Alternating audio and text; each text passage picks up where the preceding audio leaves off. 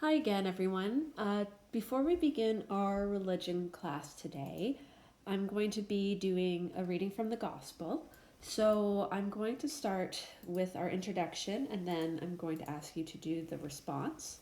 And I will read the passage and then you will do the last response. So, a reading from the Holy Gospel according to John. Glory to you, O Lord. I have said these things to you while I am still with you. But the Advocate, the Holy Spirit, whom the Father will send in my name, will teach you everything and remind you of all I have said to you. My peace I give you. The Gospel of the Lord. Praise to you, Lord Jesus Christ. And before we begin with our lesson today, I want you to think, who is speaking in this passage? And why was this person saying this? If you guessed that it was Jesus who said this, then you're right. So he said this after the resurrection, so after he was brought back to life. And he was saying this to his apostles because they were a little bit worried about him leaving.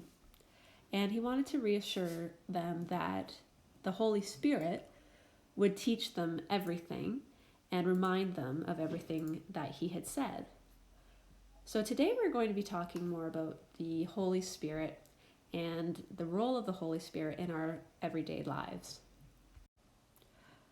So we already talked about the Holy Spirit a few months ago in class, but we're just going to review what we believe. So the church teaches that the Holy Spirit is the third person of the Blessed Trinity. So remember when we talked about the Trinity, and the word Trinity kind of looks like the word triangle. So a triangle has three corners. The Trinity has three people that are all God. So as you can see, we have God in the middle over here. If I just highlight that here. So we have God in the middle, and then we have God the Father, God the Son, and God the Holy Spirit. So let's go back to our passage. The Bible states that the Holy Spirit descended like a dove upon Jesus when he was baptized.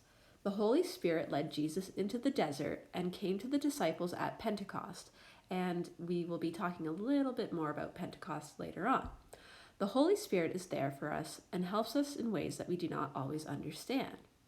So let's go down to the bottom here where it says in the parish. During Easter, the priest's vestments and church decorations are white and gold. White and gold are symbols of joy. At Easter, white is also a symbol of life.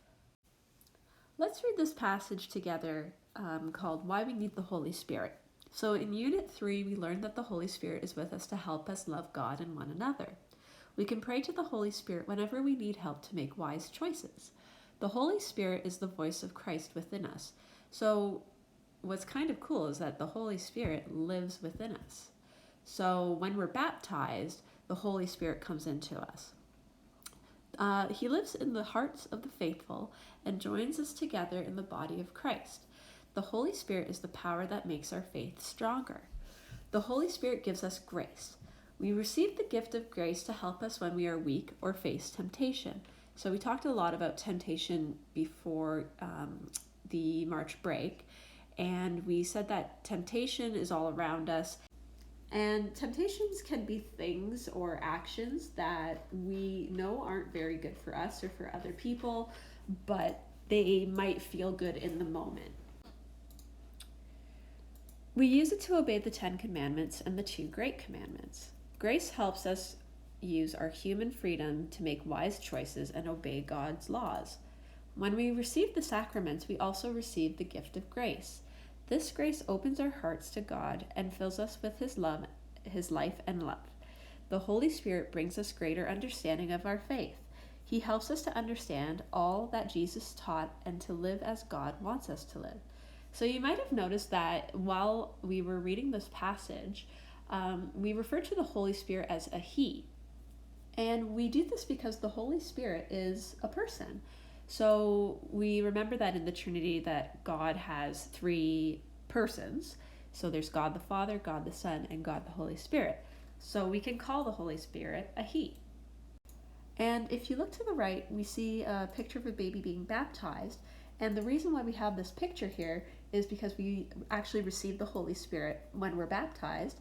And the 7 gifts of the Holy Spirit, which we talked about in Unit 3, are sealed within us at confirmation. So when you get to grade 8, you will have confirmation, you'll be confirmed, and that's when those gifts are sealed within you. So the last thing we're going to talk about in today's lesson is the Holy Spirit and the church. As the Holy Spirit works through us, the church grows stronger throughout the world. The Holy Spirit also gives us the gift of charisms. These special gifts help us to become strong and courageous witnesses for Christ in the world and to bring more people to God. So remember when we talked about missionaries? So a missionary is someone who spreads the word of God, and we discovered that anyone could be a missionary. You don't necessarily have to travel very far. You can be a missionary in your own community. So it's the Holy Spirit that encourages us to do that. So we use these gifts to benefit others. So let's look at some examples of charisms. So we have the first one up here, giving time or talent. So if you are really gifted at something, like if you're a really good artist and you do paintings or drawings and you show them to the world, that is an example of a gift from the Holy Spirit or a charism. The next one is hospitality. What does the word hospitality mean? Well, you often hear the word hospitality if you're traveling somewhere and you're staying at a hotel and it's really welcoming and there's always food ready for you. So hospitality is another way of saying that you're being really welcoming to others. The third one's showing compassion. What does the word compassion mean? Well, when we show compassion, we show that we care for others and we show understanding. So an example of showing compassion would be if you had a friend out in the playground who fell and was hurt and was crying. If you showed compassion, you would take that person into the office and help them to get ice and make sure that they feel better. So you're showing compassion by doing that. And the next one I like a lot, it's teaching. So teaching can take many forms. So you don't have to be a teacher like Madame. You can be a teacher right now in your everyday life. Think of things that you've maybe taught a younger brother or younger sister. Maybe you've taught a friend how to play a game. Maybe you've taught a family member what we've learned in school. So teaching happens all the time, everywhere. This one is leading. So leading can be leading by a good example. So if you make good choices, you're leading by example. Maybe you're following Jesus's message. So leading can happen at home, it can happen at school, it can happen if you're on a sports team. So if you're playing soccer, you can lead your team and help to make them better. The last one is healing. So when we talk about healing, we usually think of people who are sick and then they heal and they become better. So someone that I think of often when I hear the word healing is a doctor or a nurse. So those people are giving us the gift of healing. But you don't have to be a doctor or a nurse to do that necessarily. We can all be healers. So doctors and nurses heal people for a living, and we should be really, really grateful and thankful for that, especially now. But you can be a healer too.